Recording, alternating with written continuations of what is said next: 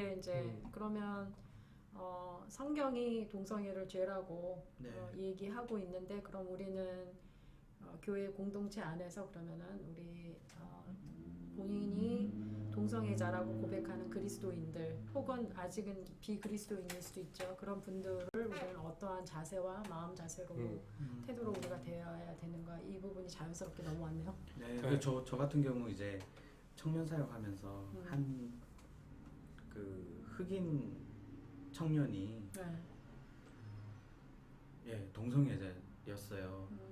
이제 그 친구를 이제 데리고 온 친구를 통해서 이제 알게 되고 저는 이제 그런 동성애자를 처음 만나본 거예요. 인생에서. 그래서 처음 만나보고 어떻게 해야 될까. 네. 우선은 그냥 어떤 푸시라든지 어떤 강압적인 거라든지 어떤 혐오감을 주는 거를 최대한 배제하고 그냥 이렇게 그냥 공동체 그냥 받아준 거였어요. 저는 그 정도까지 역할을 했거든요. 그냥 뭐 메시지를 특별히 뭐 이렇게 해야 되겠다는 그런 생각도 아닌 거고 그냥 이제 그냥 웰컴해서 받아주는 그 정도 역할을 했는데 아무래도 외국인이다 보니까 쉽지 않죠. 나중에 어떤 그냥 이렇게 시간이 어느 시간이 됐을 때 그 친구가 이제 교회를 안 나오게 됐고 저도 그냥 어떻게 잡을 생각도 못했던 것 같아요. 지금 생각해보면 왜 그렇게 했는지 모르겠지만 아니 우선은 조금 하나만 더 정리를 하고 싶은 게 동성애는 죄입니다 이야기라고 얘기를 했는데 그러면 기독교인들이 생각하는 죄는 뭐냐 좀 약간 요것만 짧게 그렇죠. 네. 저도 그거가 조금 되게 더, 중요했죠. 네. 네. 뭐 지옥 간다고 그러는데 죄지면 니네들이 얘기하는 게 기독교에서 이야기하는 죄의 근본적인 부분은 제가 성경을 통해서 여러분들한테 좀 같이 이야기하고 싶은 거는 죄라는 거는 하나님이 우리를 만드셨는데 네. 그 하나님께서 우리의 모든 것들을 창조하시고 우리를 만드셨고 우리의 주인이시다라는 거를 거부하는 거. 거기서부터 시작한다고 봐요. 그걸 거부하면서 내가 나의 주인이 되어가는 것. 네. 뭐 그게 무슨 죄야? 이렇게 얘기할 수 있겠지만 네. 굉장히 깊이 있는 부분이에요. 그게. 네. 저희가 인권 때도 좀 이야기를 했었지만 인류가 갖고 있는 재앙이나 뭐 이런 것들이라기보다는 관계의 문제라고 저는 생각하거든요. 네. 근데 이런 모든 관계의 문제, 국가 간의 관계도 그렇고 인간 간의 관계, 그룹 간의 관계 이런 것들이 다 나를 추구하는 그런 인간의 내면적인 그런 모습, 이기심 이런 것들 때문에 그런 것들이 결과치로 나타나는 거 생각해요 저는. 네. 그리고 성경은 그거를 분명하게 포인트하고 있고 네. 인간이 나를 숭배하고 하나님보다는 나 스스로를 계속 추구하는 것. 네. 근데 인간 스스로는 유한하거든요. 네. 우리는 다 한계가 있거든요. 네. 근데 무한하신 하나님께서 우리들한테 퍼부어 주실 그 사랑을 거부하고 내가 나를 사랑하겠다. 유한한 내가 나를 사랑하겠다 했을 때는 결핍이 그때부터 나올 수밖에 없어요. 난 유한하기 때문에. 그때부터 나와지는 그런 여러 가지 결과치들 이런 것들이 죄의 형태로 우리들의 삶에 나타난다. 네. 그게 어떻게 보면 저는 네. 성경에서 얘기하는 죄의 굉장히 근본적인 네. 부분이라고 생각하고 저는 거기에 굉장히 설득됐고 그거에 대해서 굉장히 격하게 동의하고 그 부분을 내가 해결할 수 있다. 그러면 나는 이 기독교를 정말 참 진리로 믿겠다라고 생각을 했거든요. 네. 근데 그거를 해결하기 위해서 예수님이 십자가를 지셨다. 이게 지금 기독교의 기본 가치고 네. 기본이라고 말하면 되게 그냥 첫 단계처럼 들리지만 이게 전부거든요. 어떻게 보면 저희는. 네. 근데 그 안에서 죄에 대한 정의를 그런 식으로 했을 때 그게 좀 이해가 되셨는지 모르겠지만 그렇게 했을 때 동성애를 그 관점으로 봤을 때 네. 만약에 하나님께서 창조의 질서 가운데서 하나님께서 하시고자 하는 그런 일들을 저버리고 네. 내가 원하는 것을 계속 추구하겠다라고 생각해서 그걸 계속 계속 추구를 한다면 네. 이제 그런 부분에 있어서 하나님을 주인으로 놓지 못하고 내가 원하는 가치를 계속 따라가는 그런 우상숭배적인 부분에 있어서 이건 죄다라고 이야기하는 것이 것을 좀 한번 딱 정리를 하면 음. 예, 우리가 그렇게 이해를 하고 음. 딱 동성애를 바라보고 그 사람들을 바라보면 저희랑 되게 똑같아요. 네. 그런 부분에 있어서 맞아요. 저도 제 아이들을 더 사랑하고 어쩔 때는 저도 정말 전도사지만 불구하고 돈이 더 내 지금 상황 가운데 중요하다고 막 생각이 들어서 거기에 막 이렇게 걱정 근심 막 할 때 너무 많거든요. 하나님 보실 때는 그것도 하나님 죄라고 생각하는 거예요. 네. 사실 다 같은 죄인이긴 하지만 애들을 키우는 가운데서 이런 일이 있을 수 있을 것 같거든요. 아기에게 어떠한 잘못된 부분들을 가르치기 위해서 이걸 하지 마라 했는데 계속 할 경우에 저는 무한히 다 해주고 싶은 마음이 있지만 그 아이가 자꾸 할 경우에는 그거를 화를 내기도 하고 어떻게 보면 법을 가지고 와서 타협을 안 하려고도 하는 거죠. 왜 아이하고 자꾸 이렇게 실갱이를 하는 거죠. 그러면서 이제 제가 앉으려고 저도 이제 타협을 안 하려고 딱 이제 끊으려고 하는 것을 하기도 하면서 이제 그걸 위해서 예전에 썼던 뭐 어떤 뭐 서약서 같은 거를 들이밀기도 하고 마찬가지로 성경을 하나님께서 주셨다고 하는 것은 하나님의 그 분명한 어떤 한계점, 법칙과 같은 것이 있는 건데 이런 동성애 문제에 관해서도 어떻게 보면 기독교에서 타협을 하지 않으려고 하는 이거는 타협하면 안 된다라고 하는 부분도 있겠고 뭐, 또 한 가지 네. 생각은 왜 이 죄만 좀 너무 아름답게 미화된 어떤 죄처럼 느껴지는가라고 하는 부분이 좀 느껴지거든요. 저는 그래서 뭐 하나하나 뭐 심리적으로 그 부분을 왜 어떤 식의 감정을 가지고 어떤 식의 생각을 가지고 그렇게 이야기를 하는지 딱 꼬집어서 이야기할 수는 없을 것 같긴 해요. 이제 뭐다 갖고 있는 기준들이 다 다르고 네. 갖고 있는 그런 데이터들도 다 다르기 때문에 네. 그렇게 생각을 하는데 저는 좀 약간 생각을 해봤던 것 중에 뭐 동의 안 하는 분들도 많겠지만 그러니까 우선은 먼저 이 동성애 이 죄에 대해서 어떻게 하면 제일 좋을까 놓고 봤을 때 우리 예수님께서 가늠한 죄인을 데리고 그 여자. 이제 가늠한 여인을 여인. 데리고 그 학자들이 데리고 와서 네, 종교 지도자. 쳐죽여야 된다고 그랬는데 네. 그 율법에 의하면 네. 어떻게 해야 되냐 율법은 돌로 쳐죽여라 네. 했는데 어떻게 해야 되냐 그때 이제 예수님께서 땅바닥에 뭐 쓰시고 뭐 뭐 쓰셨을까요? 몰라요 궁금해. 그거는 나중에 가서 물어봐야지. 뭐 아람어로 말씀해 주셔서 우리 못 알아듣고 그럴 것 같긴 한데 아무튼 그렇게 쓰시고선 아람어 공부해야지. 하시고서는 뭐 너희들 중에 죄 없는 죄 없는 자는 쳐라. 네. 그랬더니 싹 다 도망갔고. 근데 거기서 끝나지는 않아요. 예수님이 분명히 그 여자한테 가서 다시 죄 짓지 말아. 마라고 이야기하세요. 나도 너를 정죄하지 않으니 다시는 저는 그게 굉장히 네. 포인트예요. 저는 그거가 내가 기독교인으로서 나는 이런 모습 때문에 나는 기독교인이 됐고 이 안에서 내가 그 죄인된 여자의 모습이었기 때문에 저는 거기에는 네. 은혜가 있는 거예요. 네.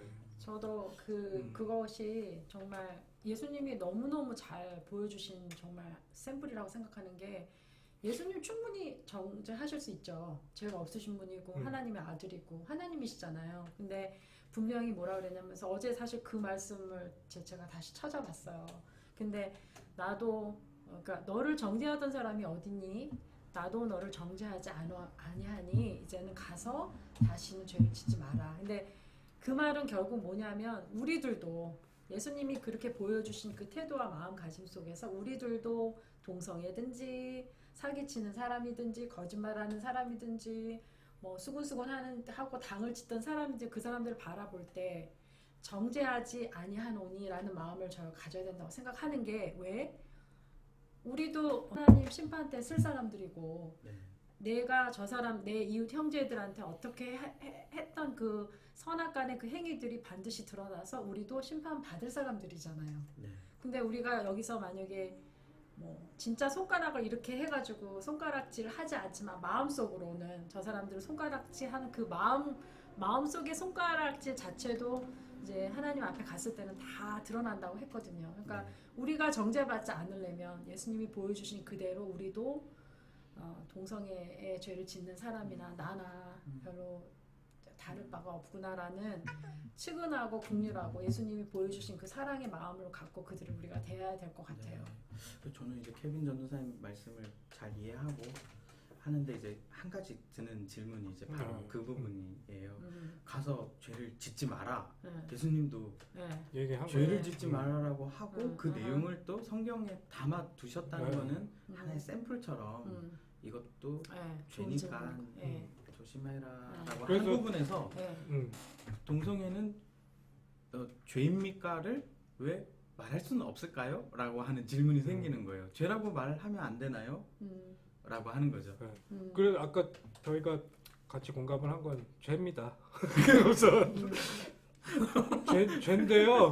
그러고서 말 길어지는 거야. 말이 길어져. 그게 죄긴 죄인데요. 이게 어떻게 how to에 해당되는 그런 부분인 거네요. 그리고 또 후속적인 질문이 저도 그 뒷부분에 예수님이 하신 말씀 여인에게 가서 다시는 죄를 짓지 마라라고 하신 말씀에 후속 질문이 생기는 게 뭐냐면 그러면 동성애자라고 고백하는 그 그리스도인들이 그 성적인 그런 음욕을 하고 싶을 거 아니에요. 그럼 그 사람들한테 우리는 어떻게 같이 기도해주고 어떻게 어떤 말을 해줄 수 있을까? 그 질문이 저는 생기네요. 네. 만약에 그렇게 교회 안에 공동체 안에 동성애자입니다 나는 그러면서 저는 그리스도인이다 고백하는 사람들이 계속 그 끊임없이 타오르는 그 동성애적인 행동을 하고 싶어 할 때 우리는 뭐라고 얘기해 줄 수 있을까요? 저 같은 경우 이제 아까 말씀드렸다시피 이제 그런 친구가 왔을 때 동성애자잖아요. 저는 웰컴하고 받아들였어요. 왜냐하면 그 친구도 예수님께서 뭐 세리, 죄인, 창기들 다 집에 가서 식사 같이 하시면서 결국은 병든 자는 병든 자에게 의인이 필요하다. 네, 필요한 것처럼 예수님 그것 때문에 오셨다고 하신 것처럼 결국은 복음을 전해야 되는 중요한 목적이 있기 때문에 웰컴하고 식사도 같이 하고 했던 것이 맞거든요. 그 행위는 뒤로 하고 그래서 교회 안에 이제 그런 친구들이 왔을 때 저는 웰컴 정도 했어요. 그렇지만 지금 생각해보면 그 행위에 대한 부분에서는 그것이 죄인지 아닌지 아니면 그것에 대해서 제가 케어를 해주는 부분까지는 제가 못 들어간 것 같아요. 혹시나 케빈 전도사님 그런 경험이 있으신가요? 뭐 그러면 저거 아까 얘기 드린 것처럼 몇 분을 그런 식으로 사역을 했었는데 실제로 사역이 저는 그래서 이거를 그냥 거대 담론으로 해서 너무 심플리파이해서 동성애자 해서 그냥 하나의 카테고리로 만들어 놓고 그 사람은 이런 거야 라고 그냥 우리 머릿속에는 딱 얘기를 생각을 하거든요. 우리가 저희가 인권에 대해서도 얘기할 때 흑인은 이래 라고 생각하는 그런 게 있어요. 근데 흑인 친구들을 만들어 보고 한 명 한 명들을 만나보면 흑인이 전체적인 뭐 이미지는 있을 수 있는데 다 다르거든요. 그 흑인들이 어떤 삶을 살고 있는지를 더 가까이에서 들여다보다 보면 다 다르단 말이에요. 그 우리도 마찬가지잖아요. 한국인 그러면은 세계에서 갖고 있는 한국인에 대한 이미지가 있는데 한 명 한 명 만나보면 다 달라요. 그 안에서 차이점들이 분명히 있고 저희는 좀 그런 관심을 좀 우리가 좀 가졌으면 좋겠다라는 생각을 했던 게 왜 그랬냐면 제가 한 명 만났던 아이는 얘는 어머님 아버님이 이혼을 일찍 하셨고 의붓 아버지가 중학교 때부터 얘를 성폭행을 한 거예요. 그래서 그 성폭행과 폭행에 너무 힘들어서 얘가 도망쳐 나왔어요. 그래서 가출을 해서 가출 패밀리를 형성해서 그렇게 살고 있던 애예요. 그렇게 하면서 남자친구를 하나 만나는데 이 남자친구가 막 칼로 위협을 하면서 얘를 강간을 또 한 거예요. 그러니까 얘는 남자에 대한 그 관계 이런 게 완전히 무너져 버린 거예요. 그러면서 남자를 혐오할 수밖에 없는 환경으로 내몰린 거죠. 얘는 그거는 얘 잘못은 아니라고 봐요. 제가 네. 봤을 때. 뭐 전체적인 걸 놓고 봤을 때. 그렇게 돼서 또 그렇게 막 이쁘고 이런 친구도 아니에요. 네. 굉장히 막 원래 태권도 했었고 굉장히 남자스럽게 생긴 그런 아이였는데도 그런 경험을 했고 이제 그런 상황이 몰리다 보니까 얘 이제 남자를 더 이상 만날 수가 없는 거예요. 그래서 여자랑 동거를 하기 시작했어요. 네. 어디까지 갔냐면 그 여자애를 그 막 그런 그 원조기제 하는데 보내서 네. 돈 받아오면 같이 살고 또 네. 걔랑 사랑을 나누고 뭐 이렇게까지. 그런 애가 교회를 연결이 된 거예요. 우리 청년 네. 중에 한 명이 그 밖에서 얘를 노방전도 해가지고 영접을 시켜 데리고 온 거예요. 그 저는 이제 제 담당이니까 매주 성경 공부를 하기로 했더니 얘 하겠다고. 그래서 계속 만나는데 이거 말씀을 너무 좋아해요. 들으면 너무 위로가 되고 너무 좋으니까 계속 듣는 거예요. 그런 배경에 대해서 조금씩 제가 얘기를 하니까 그리고 걔 같이 동거하는 그 여자애랑 같이 와서 성경 공부하고 이러니까 제가 같이 이렇게 놓고 이야기를 할 때 제가 단 한 번도 야 동성애 죄야 이렇게는 얘기하지 않았었어요. 그러니까 우선 들었어요. 걔 상황에 대해서. 네. 듣다 보니까 이게 너무 불쌍하고 너무 막 치근하고 계속 기도가 나오고 그 계속 이야기를 하다가 뭐 한 1년 반 넘게 매주 만났죠. 그렇게 네. 만나면서 이야기를 하고 성경 계속 얘기하다가 창세기 1장에서 하나님께서 남자와 여자를 창조하신다 이야기를 딱 그냥 저는 그거를 의도치 않고 창조에 대해서 얘기를 하면서 그 얘기를 딱 한 거야. 얘가 거기에 딱 부딪힌 거예요. 아 하나님이 남자랑 여자를 창조하셨구나. 근데 쥐가 막 거기에 은혜를 받아서 막 변화되기 시작하는 거예요. 계속 그 말씀이 자기를 막 부딪히게 하니까 얘가 어떻게 할 바를 모르더라고.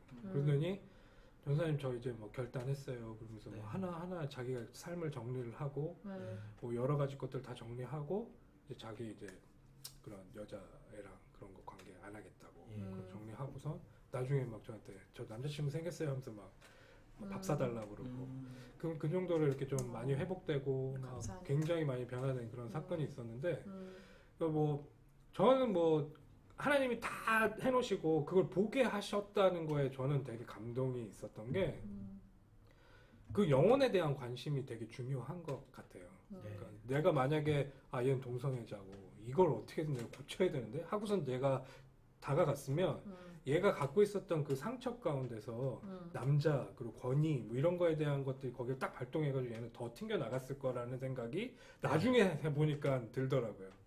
하나님 이런 걸 안 하게 하신 게 참 다행이다 이런 생각이 들었었고 두 번째는 어떤 남자분이었는데 여자가 되고 싶어하는 분이었어요.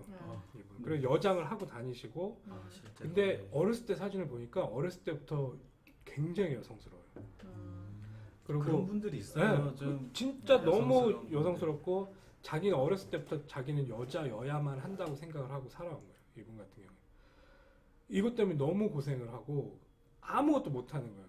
거기에 사로잡혀가지고 자기가 할 수 있는 게 아무것도 없고 그러니까 뭐 다 잡도 그렇고 막 제대로 하지도 못하고 다 무너져 있고 그리고 어떤 남자신데 여장을 하고 있지만 아직 남자거든요. 또 다른 남자분과 같이 동거를 하면서 막 폭행 사건도 있고 막 삶이 엉망진창이에요. 그분이랑도 제가 계속 매주 만나기로 해가지고 매주 그냥 성경 읽고 그분 기도 제목 들어주고 기도해주고 맨날 이랬었거든요. 그때도 뭐 저는 따로 뭐 이 삶을 어떻게든 고쳐야 되고 뭐 이런 얘기는 따로 안 하고 복음 계속 설명하고 하나님 당신 사랑하신다. 당신의 가치가 당신이 당신에 대한 가치를 정하는 게 아니고 하나님이 당신의 가치를 정하신다면 정말 어마어마한 것이다. 하셨는데 그런 식으로 힘을 많이 얻으시긴 했지만 이제 좀 약간 상황이 저도 그 하와이 있을 때였는데 이제 또 오게 되고 뭐 하면서 이렇게 좀 멀어지게 되면서 사역을 끝까지 못했어요. 뭐 그분은 뭐 극적인 변화가 있었던 건 아니에요. 근데 그분 같은 경우에는 그 전에 만났던 그 여자 아이와는 또 다른 상황이더라는 거를 제가 본 거죠. 이 문제가 그냥 하루 이틀 뭐 어떤 큰 이벤트 때문에 있었던 게 아니고 내면적으로 굉장히 오랫동안 있었던 문제였다는 걸 제가 보면서 이런 분들은 어떻게 내가 접근해야 될까 이런 고민과 기도가 많이 생기는 거예요. 그냥 야 넌 동성애자잖아 라고 그냥 손가락질하고 뭐 트랜스젠더가 되고 싶어하는 그런 죄악이 가득한 것 이렇게 얘기할 수가 없는 거예요. 네. 그 삶을 들여다보고 하면 물론 네. 그게 예. 죄라고 생각해요. 그리고 결국에는 하나님의 섭리와 하나님의 그런 치유하심 이런 것들이 어떤 식으로 역사가 하게 될지 그런 건 저는 잘 모르겠어요. 예. 그렇지만 그래서 그 부분에 대해서 저도 분명히 그런 부분에 대해서 하나님 앞에 기도는 하지만 이분한테 제가 강요할 수는 없겠더라고요. 그렇죠. 예. 그 부분을. 그래서 저는 그런 사역들을 하면서 똑같이 생각했어요. 만약에 어떤 사람이 제가 전도를 했을 때 저는 술을 너무 좋아해서 교회를 못 가고 하나님 예수 못 믿을 것 같아요. 그러면 그 사람한테 그래도 술 먹는 건 죄니까 술 끊고 오시라고 이렇게 얘기는 안 하잖아요, 저희가. 그렇지. 그건 똑같지. 다음 문제고 우선 하나님 만나셔야 된다. 네, 맞아요. 오시라고 하나님 만나시라고. 네. 그리고선 그 부분이 하나님께서 그걸 치유해 주시는 걸 저희는 기도하잖아요. 예. 그러니까 그런 것들이 동성애자들에게도 동일하게 좀 적용됐으면 좋겠다라는 좀 마음이 있어요. 그리고 또 한편으로는 어떤 부류의 사람이 있냐면 이 사람은 제가 사역을 한 사람은 아니고 제 친구였는데 남자인데 좀 잘생기고 이렇게 막 굉장히 사진 전공해서 되게 막 활동 많이 하고 이런 사람이었는데 이 사람이 여자랑 막 그 하다가 남자랑 술 먹고 한번 잠자리를 한 거예요. 남자인데 남자가 예. 여자랑 원래 예. 이성애자인데 예. 술 먹고 남자랑 양성애자가 되셨네. 했는데 네. 이게 너무 좋았다. 바이섹슈얼. 그래서 둘 다 이제 만나기 시작하는 거예요. 근데 이거는 진짜 그냥 자기 쾌락 때문에 그렇게 하기 시작하면서 거기서 끝나는 게 아니고 술 먹고 그런 남자애들을 너의 그런 굴레를 내가 벗겨줄게 하면서 막 그런 것들을 같이 하자고 하면서 실제로 그렇게 만든 사람들이 점점 생기는. 그러니까 그런 사람들에게는 우리가 어떻게 얘기를 해줘야 될까 그 부분에 대해서 좀 지혜롭게 얘기를 하지만 그 부분은 좀 저는 강력하게 이야기할 수 있다고 생각해요. 그래서 우리는 그냥 동성애면 어떻게 해야 된다 매뉴얼을 그냥 단순화할 게 아니고 그 한 영혼에 대한 관심으로 그 사람 케이스별로 우리가 정말 기도를 쏟아야 할 그런 포인트들이 다 다르다라는 걸 좀 많이 느꼈거든요. 그래서 분명히 그런 부분 그렇게 막 마지막으로 얘기한 그런 세 번째 남자 같은 경우에는 이게 죄니까 그 부분을 회개해야 된다라는 걸 강력하게 얘기해야 되는 부분이 있다고 생각이 들어요. 그 사람들에게는.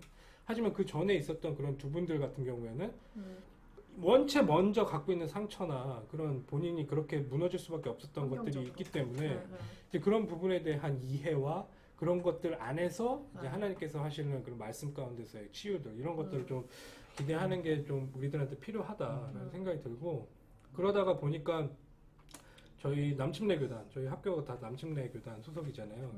특히나 미국에서 남침내 교단 하면 제일 보수적인 교단이고 가장 소위 꼴통이라고 말할 정도로 보수인 그런 아니 교단. 다른 신학교는 네. 토바코 프리 아니거든요. 근데 남침내교 큰일 신학교만 나요. 토바코 프리예요. 안 되는 거. 안 돼요. 술 마셔도 네. 안 되고. 맞아요. 그런 우리 교단에서 이제 그런 윤리적으로 그런 부분에 그런 이슈들 그런 사역들 하잖아요. 근데 그 안에서도 동성애 전환하는 사역을 오래 했었는데 저희들 같은 경우도 동성애자를 이성애자로 만들려는 그런 개조 프로그램들을 근데 한 몇 년 전부터 그거 철폐했어요. 그렇게 해서는 효과가 없다. 더 많은 부작용이 있다. 그래서 그 잘못 인정하고 이제 우리는 그런 사역하지 않겠다.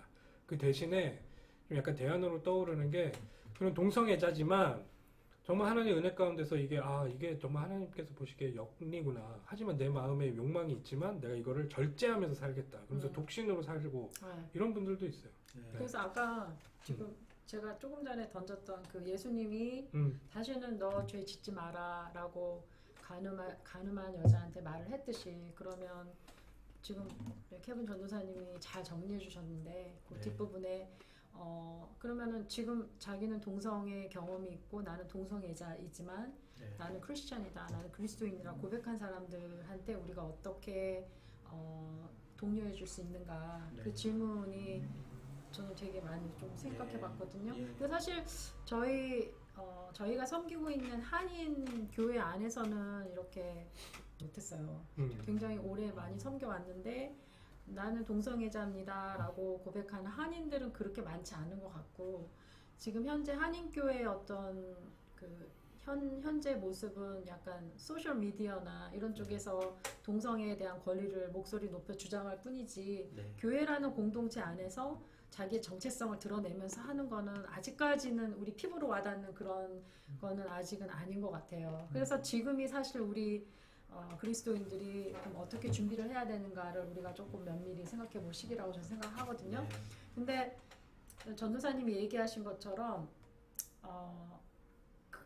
동성애자이지만 이제 그리스도인으로 고백하는 그 분들한테는 스틸 남아 있는 게 뭐냐면 이 동성적 그 욕구, 음행하고 싶어하는 욕구가 아직 굉장히 충분히 살아 있잖아요. 네. 그래서 저도 독신을 독려하는 게 근데 그거를 지금 얘기하신 것처럼 좀 잘 얘기해 주셨어요. 케빈 전사님이 본인이 사역하는 거에서도 지금 여러 종류의 사람들을 이렇게 만나면서 하셨는데 너는 죄인이야 이렇게 얘기 안 하시고 대신 복음을 전하면서 네.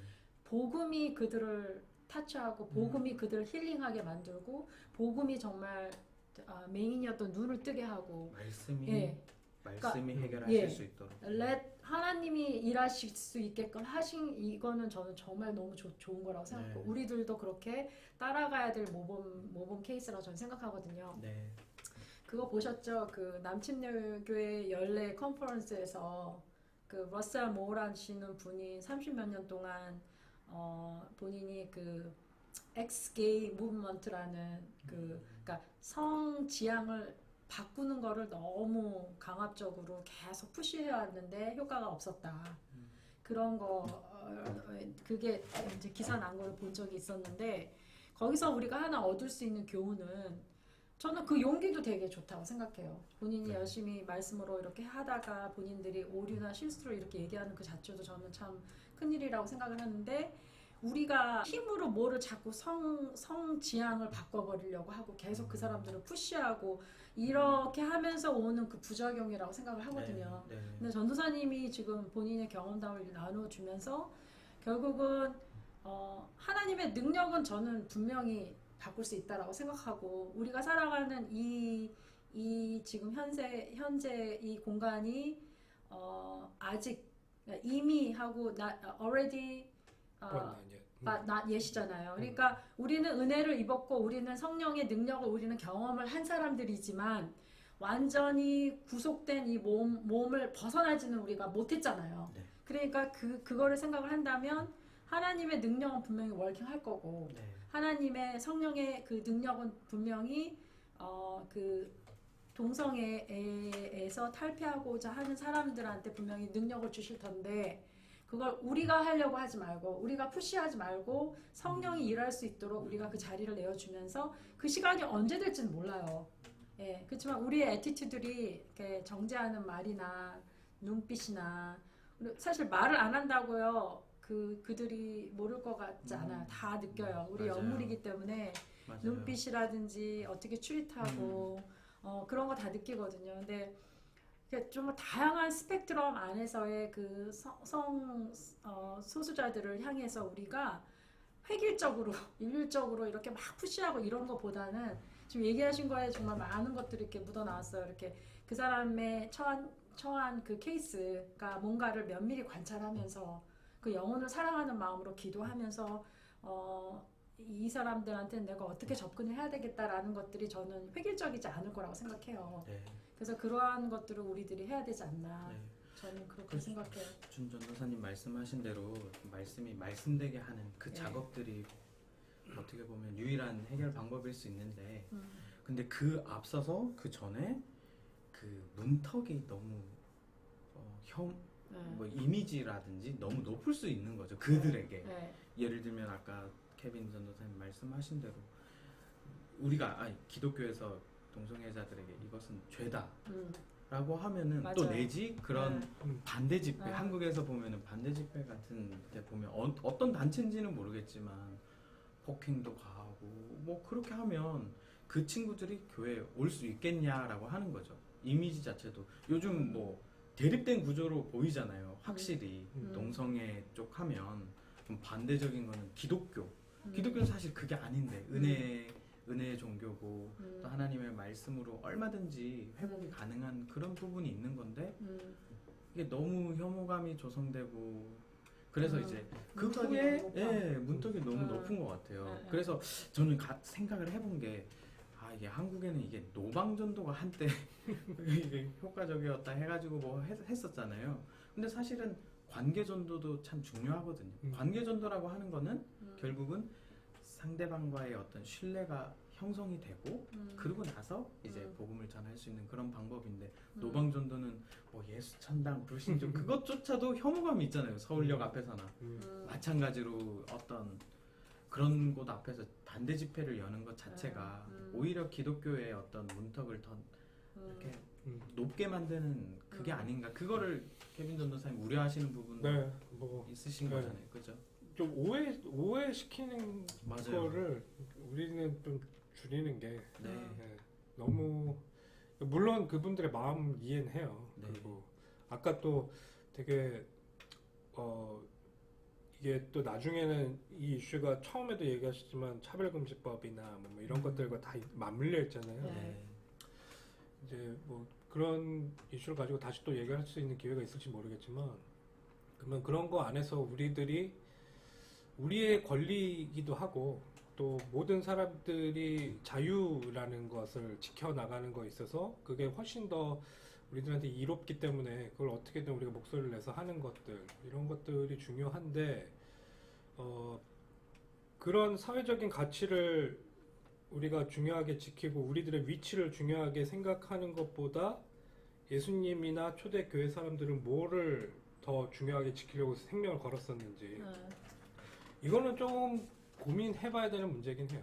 네, 저는 좀 그러니까 이거를 이분들도 기독교적인 가치를 지키기 위해서 순교도 당하고 죽었기 때문에 우리도 뭐 국가가 우리들을 그렇게 공격하면 우리도 싸워야 된다. 약간 이런 논리로 쓰는데 그거는 조금 더 깊이 있게 좀 전체적인 맥락 가운데서 좀 볼 필요가 있긴 있는 것 같아요. 뭐 지금 이 이슈랑은 좀 많이 그건 아니지만 그래서 동성애 이슈 같은 경우에는 좀 전체를 보는 눈도 중요하지만 좀 개인을 보는 눈을 좀 우리가 가졌으면 좋겠다. 그게 제 이제 마음이에요. 그리고 그 아까 말씀하신 그런 그 말씀이 그렇게 되는 게 이게 우리 간증이잖아요. 맞아요. 우리도 그렇게 되잖아요. 지금 네. 지금 뭐 처음에 딱 기독교 내가 받아들이고 나서 확 변화된 게 아니고 말씀 보면 볼수록 내가 죄인이구나 알게 되고 막 하나님 앞에 너무 민망해가지고 하나님께 또 기도하게 되고 이렇게 되잖아요.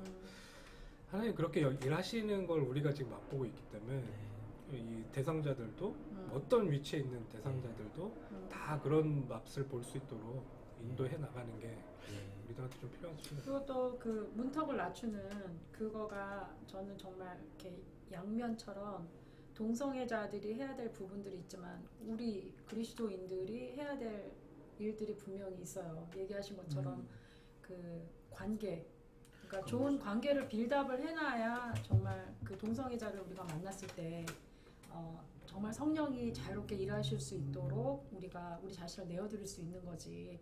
사람과의 그런 관계 또 동성애를 바라보는 그런 시각들이 좀 다 우리가 얘기한 그런 부분들 다른 어떤 죄와 동일한 죄구나라는 이 시각을 우리 스스로가 이렇게 낮추는 그런 작업들이 우리들 안에서도 해야 될 일들이 되게 많아요. 이런 마인드를 가지고 있어도 실제 내가 그 사람들을 만났었을 때 정말 내가 그렇게 반응하는가 이거는 또 다른 이야기이긴 하거든요. 그러니까 저는 지금 이게 문턱을 낮추는 게 꼭 이렇게 동성애자들만 변해야 되고 저들을 향해서 저들이 하는 역할만 지금 너무 눈덩이처럼 크게 얘기를 하지만 저는 그게 하나님이 보실 때는 너희들도 마찬가지야. 너희들도 그 사람 볼 때 너는 뭐 하고 있니? 라고 저는 저한테 질문하시는 것 같아요. 그럴 때 진짜 이게 나의 뭐 생각과 내 말이 이렇게 분리되지 않도록 정말 내가 하는 말처럼 그렇게 그분들을 대하는 그런 작업들이 우리 안에서 늘 정말 맞아요. 예수님과 함께 동행하면서 그게 이루어져야 되니까 그거를 우리가 꾸준히 해야 된다고 저는 생각해요. 정죄와 선교자적 외침은 종이 한 장 차이일 수 있어요. 근데 이걸 결정짓는 거는 우리니까 뭐 분명히 그 사람들은 선지자처럼 우리는 세상에 그렇게 외치는 거야라고 이야기를 하지만 그 안에는 정죄가 만약에 섞여 있으면 예수님이 독사자식을 하고 했었던 그 비난을 피할 수는 없는 거죠. 네. 우리는 그거에 되게 더 민감해야 될 것 같아요. 내가 정말 뭘로 외치고 있는지. 똑같은 워딩이라도 정말 하나님 앞에서 내가 뭐 때문에 하고 있는지를 그건 나만 알고 하나님만 아시니까. 이제 뭐 우리가 좀 많은 얘기들을 나눴는데 마지막으로 뭐 그냥 하실 말씀 있으시면 이제 이 주제를 이제 마무리해야 될 것 같습니다.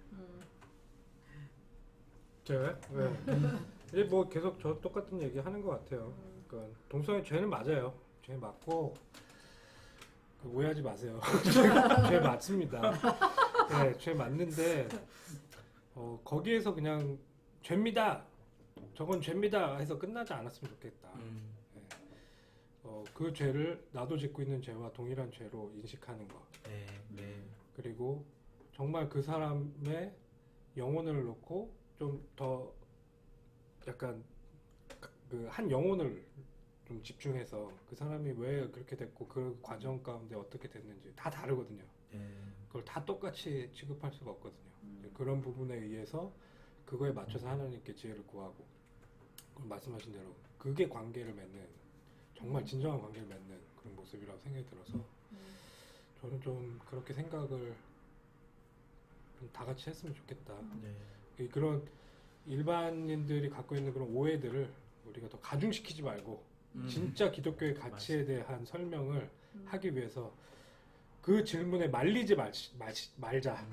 그 질문에 그 사람들은 그 사람들대로 악한 의도를 갖고 우리를 레이블링 하려고 하는 거기 때문에 거기에 우리가 말리지 아닐 말고 수도 있고 아니 뭐 너무 힘들어하니까 그렇게 말하는 분들도 있고 맞아요. 진짜로 나 진짜 살고 싶은데 이거 죄예요. 이거 어떻게 해야 돼요? 이렇게 얘기하시는 분들도 있고 그런 관계를 맺어야지만 그걸 판단할 수 있기 때문에 그렇게 좀 우리가 좀 지혜롭게 진짜 예수님이 우리들한테 원하시는 그 사랑의 가치를 잘 지혜롭게 전달했으면 좋겠다 생각해요.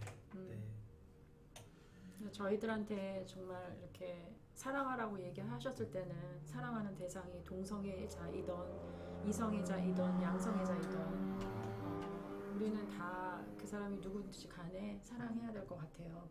그래서 저도 부족하지만